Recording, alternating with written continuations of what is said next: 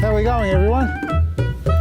As I said yesterday, we're going to talk about framing up this raised bed here so we can train our tomatoes up onto a framework using our tomato pegs, our plant pegs, and get them up to the top there, and hopefully we'll get a nice canopy over the top. And I'm using timber stakes, your typical tomato stakes as you'd find at your local garden centre. These are old ones that I've just recycled. I mean, talk about recycling, have a look at this one down the far end there. It's got a banana shape on it going like there's no tomorrow. So that one there, I've sort of just done it by eye, folks. There's nothing used here with a level. It's all by eye, a little bit off here and there, it doesn't matter because we're using the builder frame kits. You can get at your local garden centre or on our website, vasili'sgarden.com. They're beautiful for the tomato stakes. They're an inch or 20 mil by 20 mil or thereabouts, sometimes a little bit larger, and they slide on, and the one that's got the hole all the way through it, like this here, see there's three little pieces joined together, they hit a dead end there, they hit a dead end there, but on this side here it can slide up and down. And if you get your garden stakes, your vertical garden stakes slightly off, you can slide it up and down to the right height so you can get your level right. So when your horizontals go in, that's your timber across the top, like we got up there, you can sit there and readjust it by taking the screw out and then screwing it back into the right height. At the moment I'm going to the full height and seeing wherever it goes. Once I put the timber in, I'll make the adjustments if I need to. Just the one screw for now. We can go back and put the second one in to stabilize it. Now I've cut, and I'm using these apple crates if you like, or they're called seaweed crates because that's where our seaweed comes in for our liquid gold, and that's how we recycle it. Now I've cut the horizontals, I've cut two the full length of the planter box and two shorter ones. So you can see they actually stop on the inside. It's because I've got my stakes on the outside on here and not on that side there. So these ones on the outside will have the longer lengths, and these on the inside that are flush or just, well, meant to be flush to the outside, will have the shorter ones like this short one here. So that one there, don't look at it here because that's a banana, but if I take it up to the top, you can see the length of it. It's like that. And again, once you put the pieces in, the horizontals, you can screw them tight so they don't open up. Real simple stuff, real easy to use, and super, super sturdy, folks, super sturdy. Not while you haven't got the screws in, but you can see that there. I've got to open that up carefully, don't break it, and there it is, done. And as we're looking up there in the sky, here it comes again. It's been raining on and off all day, but we know about that already, so we'll just get on with it. Only problem I have now is, this better fit, yes, beautiful. And this side here is that I've actually, please go in. Sometimes these garden stakes are a little bit oversized, like that one there I think. But it doesn't help being 4 foot nothing. Go in, we got in. I think we got in. Anyway, let's have a look. Is that straight enough? Not quite. I need a hammer. Can I use your head? Thanks, come here.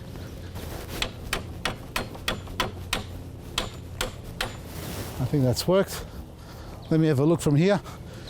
You like my forest of silver beet seeds? I'm collecting seeds. Yeah, they're not level, but really at the end of the day, it's a garden, it's not a house. It's going to be there to frame up my tomatoes so I can hang them down or grow them up and then hang down. Now I've got 3 horizontal timbers for there, and the fourth one, well, you can if you like. By the way, successive planting, hence why this garden bed's not ready yet. We're going to plant this out as we go along. So we're finishing off this garden bed and then we're going to work on the next one.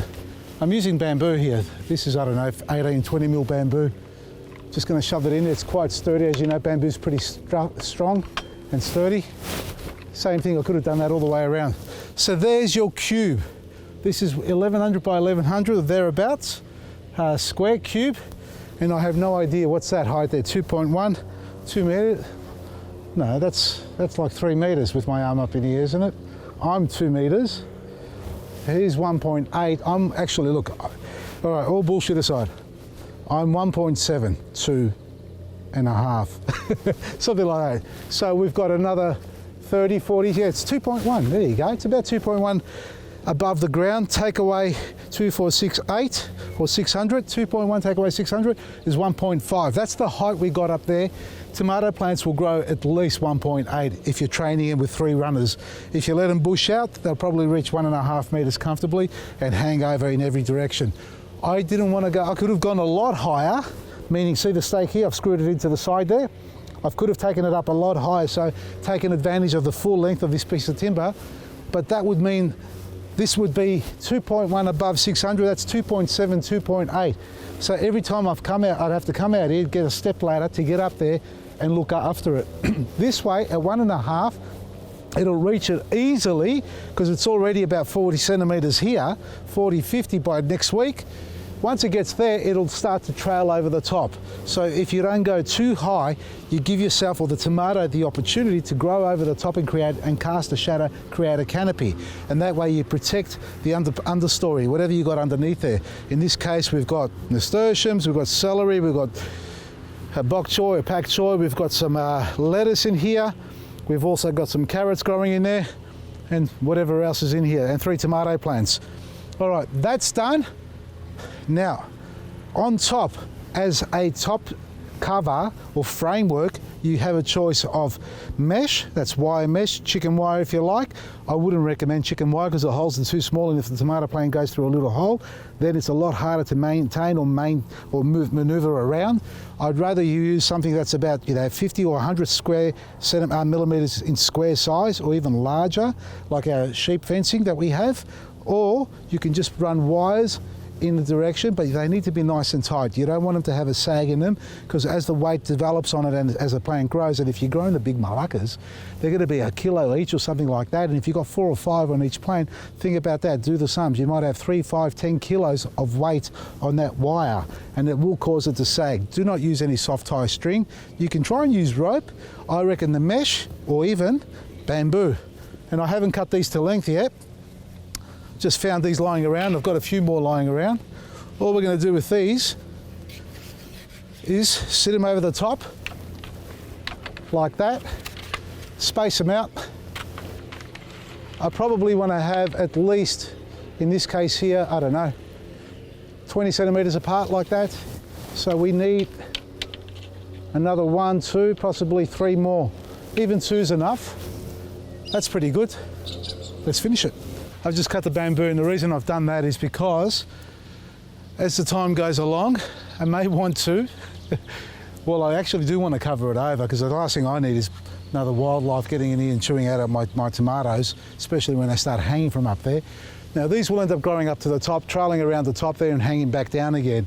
But I am going to cover it over with our insect netting, our formed insect netting, which is 1200 by 1200, a little bit larger than what this frame is. Just slide it over like a sock, all the way down. Perfect. All you do is lift it up, get inside, do what you need to do, and close it back down again. It also provides that extra protection against this crazy weather. Hot, cold, wet, cold, hot, cold, wet, and that's all in one day, cold.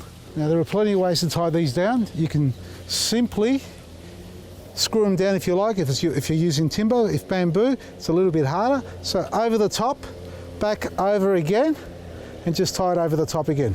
They've got nowhere to go, so you don't have to really go crazy with the tying down. It's really just to lock it in place. It really ain't going to move that much. It's really just the weight down, and once you've got a bit of weight on it, that's even going to hold it down a lot easier, a lot more firmer. So over the top, as I said, back under, over the top, and just a shoelace knot on top if you like, is all you need to do. And that stops it from moving around. Look at that. Look at that sunshine. Remember folks, we've got good secateurs or secateurs, and we've got some bad ones. And the bad one I use purely for cutting my soft tie. And what I'm doing here now is cutting the length that I need to go from the bottom of the tomato up to the top of the framework, up there, like that. Now, with this one here, I've got 1, 2, 3 tomatoes and 3 garden pegs or tomato pegs. So we cut 3 for each one on each end and 1 in the middle. You can do more if you like, depends on how many you want to grow as a runner or a leader. So measure your first string, then cut them all to length first before you go around and start tying, because otherwise you're constantly measuring. And that takes a lot longer. So efficiency, production line here folks. Yeah. This isn't, oh, it does cut. There you go. I thought I wasn't going to cut it. So, see, make sure you measure. How did I manage that? Wait a second. What happened here? Do as I say, not as I do. Hey, remember that phrase? What happened here? It's come up short. Bugger. All right, we work with a longer one just in case. See if I can get it right the second time. So I've cut my soft tie, and I'm using soft tie because it's soft and gentle. You can use stockings if you like, if you've got old stockings and material that may be soft enough and, you know, flexible enough. And what I do here is I tie 2 little loops at the bottom like that, so I can feed them through the base on the sides there like that on each side. All right. And we also have one to go in the middle. That one you just feed through and tie it on. Nothing special. One single knot is all it needs. No more than that. Make sure it's nice and firm. Beautiful. That shouldn't go anywhere. Now when it comes to spacing them, you have an option obviously. You can put 1 if you like only, 2 or 3. You know, I run with 3 on average. That's what I do. Who's that? Vader. Good boy, stay there. Don't move. Don't move. And there's Kara. Her ears pricked up. My chair. Now, as I said, what did I do with that? Taking it off. Getting up. You can run them straight up if you like this, but I would like to space them out. But for now, we're going to position it just on the outside here on this corner. So we just peg it in, and I'm going to run it parallel to the bamboo on top. So that's going to go on that side there like that. See that? And the first one, take it up there. And the thing about it, once you tie it up, you can just slide it across to where you want it. Like that there. See that? Beautiful. So as the string goes up, you want them to spread apart. You don't want them right next to each other. Second one just about here. Like this.